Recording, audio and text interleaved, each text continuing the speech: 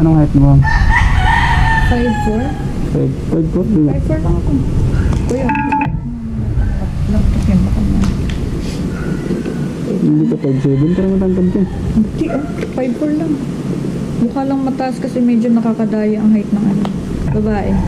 Titingnan mo sa So what's up guys, panibagong gabi, panibagong biyahe na naman kay Joyride. Kaya tara, samahan nyo ako. Ako nga pala to si T-Rides, ang pinakapugi.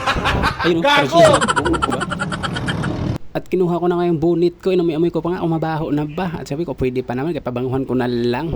2 days na kasi walang laba. At siyempre, tissue, pamunas ng helmet. At saka yung screw natin, naiwan ko pala sa bahay. Pero transition muna tayo dyan. Ayun.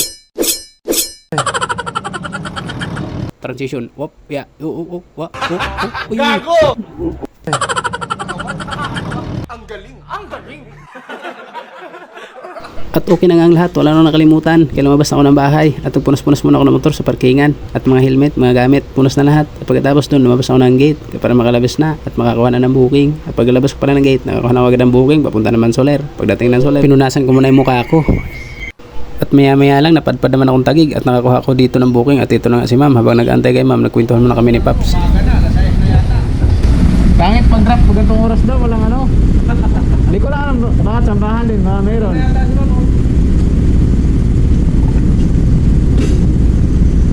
Pangalan nito?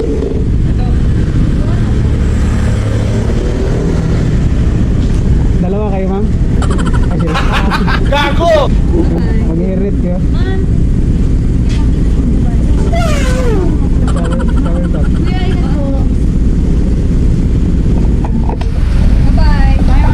Kapag nariyan ka, bumabagal ang ikot ng mundo.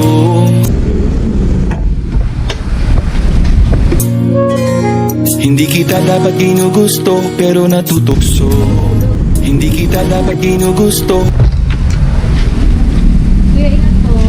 Mami, natatat mo ko, mami. Yes. Check na lang ako.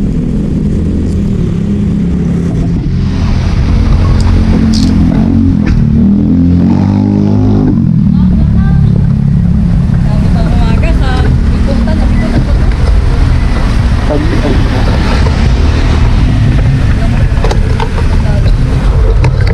Kuya, ingat ka. Kuya, mami, ingat ka. Hindi ka sanay, walang sandala, no?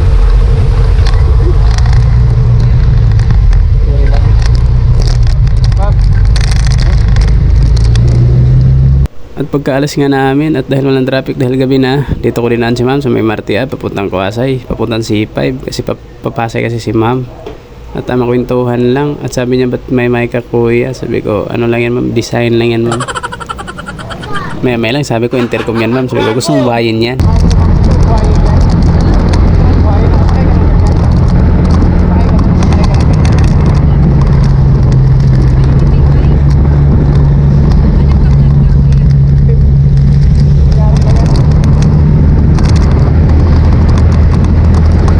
At yun, natawa na nga lang ako sa sinabi niya. Nalaman niya na nagbablog ako. At sabi ko naman sa kanya, okay lang ba kung ipopost ko ito ma'am pagkatapos? Sabi niya, ano pala page mo? Sabi ko naman, next time na lang ma'am, pag famous na ako, nakakahiya kasi newbie pala ako, bago pa lang, kunti pa lang followers ko. Sabi niya, okay lang yan, importante, nagsisimula. Sabi ko, oo nga pero next time na lang talaga ma'am. Sa mga sumasakay pala sa akin guys, at nalaman nila nagbablog ako, at hiningi nila yung page ko, hindi ko binibigay. Sabi ko, makikita mo lang to pag in-upload ko na, kaya ano mo lang, pag baka mag-pop up sa Facebook mo, no, ikaw to. Hindi ko talaga binibigay, nakakahiya kasi kunti pa lang followers. At mabilis lang yung biyahe namin dahil walang traffic. Pasay na kami agad dito sa may Newport. At maya lang nakarating na ako sa drop off area sa bahay ni ma'am, sa tinitirhan niya. At pagkarating nga namin, nagtanong si ma'am kung magkano yung bayad niya. At habang nag-ano siya ng bayad niya, nagtanong-tanong muna sa kanya konti. Kasi tamang kwentuhan lang ba. Magkano po yun? 124. Anong height mo, ma'am? 5'4"? 5'4", di ba? 5'4" lang ako. Kuya. Laptop yan baka na.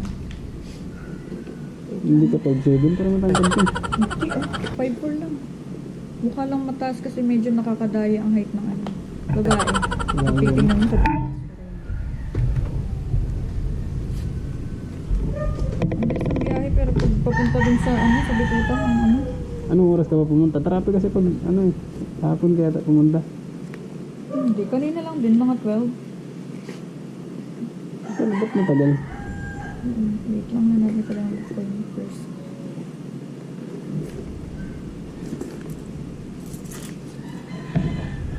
Magkano? 124. 125 na lang sa'yo. Gago!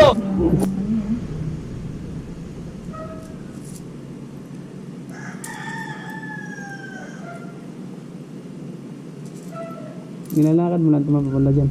Terminal 3 ka lang. Hindi, dun ako sa ano. Kaya alam mo yung ano, Alpaland, yung mga yan. Soriano, alam mo yan. Hindi.